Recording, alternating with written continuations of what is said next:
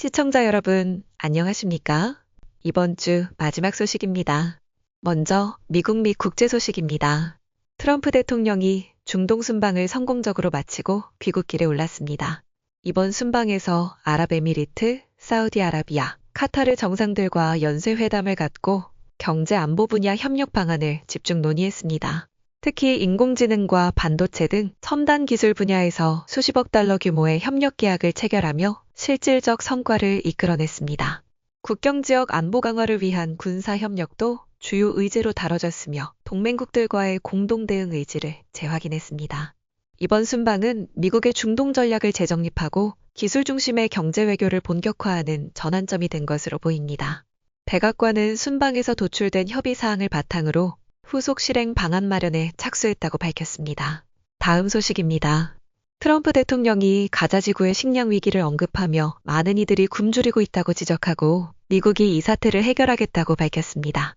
걸프 순방 마지막 날 아부다비에서 열린 기자회견에서 가자 지구에 대한 인도적 개입 필요성을 강조하며 대응 방안을 모색 중이라고 말했습니다. 하지만 같은 날 밤 이스라엘은 가자 지구에 대한 대규모 공습을 재개해 현지 보건당국은 이틀 새 사망자가 250명에 달할 수 있다고 전했습니다. 이스라엘은 하마스 압박을 위해 봉쇄와 폭격을 지속하고 있으며 이에 따른 민간인 피해와 대규모 이주가 이어지고 있습니다. 한편 가자에 억류 중인 인질 가족들은 네타냐후 총리가 역사적 기회를 놓치고 있다고 비판하며 휴전 요구의 목소리를 높이고 있습니다. 다음 소식입니다. 미국 연방대법원이 트럼프 행정부의 출생 시민권 제한 정책과 이를 막기 위한 전국 단위 중지 명령의 타당성을 놓고 심리에 들어갔습니다. 보수 성향의 일부 대법관들은 하급 법원이 대통령의 정책을 너무 손쉽게 멈추고 있다며 전국 효력을 가진 명령보다는 집단 소송을 통해 문제를 해결하는 것이 바람직하다고 주장했습니다. 하지만 진보 성향 대법관들은 이 정책이 헌법 정신과 맞지 않으며 영향을 받는 모든 사람이 따로 소송을 해야 한다면 권리를 지키기 어렵다고 우려했습니다. 바렛 대법관은 행정부가 정책 내용에 대한 정당한 설명 없이 절차적인 부분에만 집중하고 있다고 지적했습니다.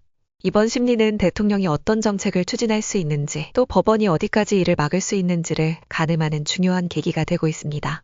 대법원의 최종 결정은 이르면 다음 달 말 회기 종료 시점에 나올 것으로 보입니다. 다음 소식입니다. 러시아와 우크라이나가 3년여 만에 처음으로 직접 평화회담을 가졌지만 2시간도 채 되지 않아 종료되며 실질적인 진전은 없었습니다. 양국 대표단은 터키 이스탄불의 한 궁전에서 마주 앉았고 러시아 측은 정장 차림, 우크라이나 대표 중 일부는 군복을 착용한 채 회담에 임했습니다. 우크라이나 측 관계자는 러시아가 우크라이나 영토 철수와 같은 비현실적 조건을 내세웠다고 밝히며 회담이 시작되기도 전에 입장차가 확연했다고 전했습니다. 블라디미르 푸틴 대통령은 회담 개최를 제안했지만 직접 참석하지 않고 중간급 인사를 파견했으며 이에 따라 우크라이나도 동급 협상단으로 대응했습니다.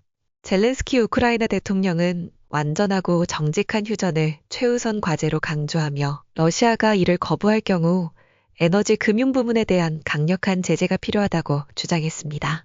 다음 소식입니다. 미국에서 홍역 환자 수가 급격히 늘어나며 보건당국에 비상이 걸렸습니다. 현지 시간으로 16일 기준 전국 홍역 확진자는 1000명을 넘어서 최근 수십 년 사이 가장 큰 규모로 번지고 있습니다. 텍사스 서부 지역을 중심으로 확산세가 거세며 뉴멕시코와 오클라호마, 캔자스 등 인근 지역으로도 전파되고 있습니다. 이 과정에서 백신을 맞지 않은 어린이 2명과 성인 1명이 숨지는 등 피해가 커지고 있습니다. 미국 보건당국은 예방접종이 가장 효과적인 방어책이라며 미접종자를 중심으로 추가 확산 우려가 크다고 밝혔습니다. 당국은 감염자에 대한 격리 조치와 함께 접촉자 추적을 강화하며 지역사회 확산 차단에 총력을 기울이고 있습니다. 다음은 한국 소식입니다. 오는 20일부터 전 세계 182개 재외공간에서 제21대 대통령 선거 재외투표가 시작됩니다. 중앙선거관리위원회는 이번 재외투표 유권자 수가 총 25만 8,254명으로 확정됐다고 밝혔으며 이는 지난 대선보다 14.2% 증가한 수치입니다. 아시아 지역 유권자가 약 13만 명으로 전체의 절반을 차지했고 미주와 유럽 지역이 그 뒤를 이었습니다. 국가별로는 미국이 5만 1,885명으로 가장 많았고 일본과 중국이 그 뒤를 이었습니다. 제외투표는 현지 시간 기준 오전 8시부터 오후 5시까지 매일 진행됩니다. 투표된 용지는 외교행랑을 통해 국내로 회송되며 본투표와 함께 개표가 진행됩니다. 다음 소식입니다. 더불어민주당 이재명 후보가 16일 전북 익산, 군산 전주 정읍을 돌며 호남 지지층 결집에 나섰습니다.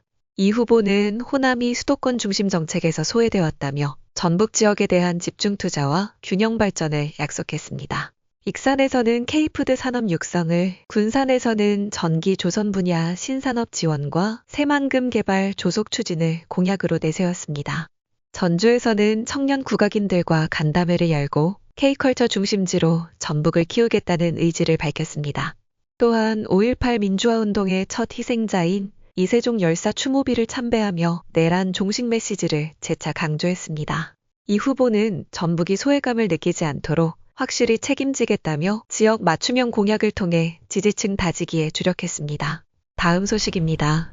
국민의힘 김문수 후보가 16일 수도권과 충청권을 잇따라 방문하며 집중 유세를 벌였습니다. 김 후보는 성남, 수원, 화성 등 경기도 지역에서 GTX, 테크노밸리 등 도지사 시절 성과를 강조하며 교통 공약을 발표했습니다. 이어 충남 천안과 세종, 청주, 대전으로 이동해 여의도 국회의사당 이전과 CTX 구축 등 행정수도 및 광역교통망 확충 계획을 제시했습니다. 청주 유세에서는 바이오 단지 육성과 R&D 예산 지원을 약속하며 지역 산업 발전 의지를 내비쳤습니다. 김 후보는 GTX는 내가 뚫었고 동탄 신도시도 내가 만들었다며 이재명 후보를 겨냥한 발언도 이어갔습니다. 또 트럼프 대통령을 만나 한국에 부과된 관세를 낮추겠다며 통상 분야 대응 의지도 밝혔습니다. 다음 소식입니다. 개혁신당 이준석 후보가 16일 부산을 글로벌 데이터 허브로 키우겠다는 데이터 특구 공약을 발표했습니다. 이 후보는 정보 보호에 민감한 기업들이 국내 투자에 소극적인 점을 지적하며 정보 열람 시 별도의 위원회 승인이나 명시적 동의를 요구하는 특별법 제정을 추진하겠다고 밝혔습니다. 부산에 시범 도입될 데이터 특구에는 법인세 감면, 저렴한 전기요금, 국유지 장기 임대 등의 혜택이 제공됩니다. 개혁신당 선대위는 구글, 애플 등 글로벌 기업의 인터넷 데이터 센터 유치를 통해 고소득 IT 보안 일자리 창출이 가능하다고 설명했습니다. 또 외국계 법인 유입에 따른 지방세와 법인세 등 세수 증가 효과도 기대된다고 밝혔습니다. 이 후보는 강력한 정보 보호 체계를 갖춘 데이터 중심 도시로 부산을 도약시키겠다는 구상을 강조했습니다. 마지막 소식입니다. 정보통신정책연구원은 최근 보고서를 통해 중국계 온라인 쇼핑몰을 이용한 국내 소비자들 가운데 절반 이상이 가격보다 품질과 신뢰도를 중시해 국내 쇼핑몰을 선호하는 경향을 보였다고 밝혔습니다. 알리익스프레스나 테무를 사용한 경험이 있는 응답자 중 54.8%는 가격이 다소 높아도 국내 플랫폼을 이용한다고 답했습니다. 응답자의 60.9%는 국내 쇼핑몰의 상품 품질이 더 우수하다고 평가했고 중국 쇼핑몰은 저렴한 가격이 가장 큰 장점으로 꼽혔습니다. 다만 중국 쇼핑몰 이용자 중 60% 이상이 상품 문제나 불만족을 경험했으며 일부는 고객센터에 연락해도 해결하지 못한 것으로 나타났습니다. 보고서는 중국 플랫폼의 국내 물류망 확장이 국내 유통구조에 전방위적인 영향을 줄 수 있다고 경고했습니다. 특히 초저가 상품의 대량 유입이 중소유통업체와 제조업 기반을 위협할 수 있으며 장기적으로 산업 공동화로 이어질 수 있다고 우려했습니다. 이상으로 오늘 뉴스를 마칩니다. 시청해주셔서 감사합니다.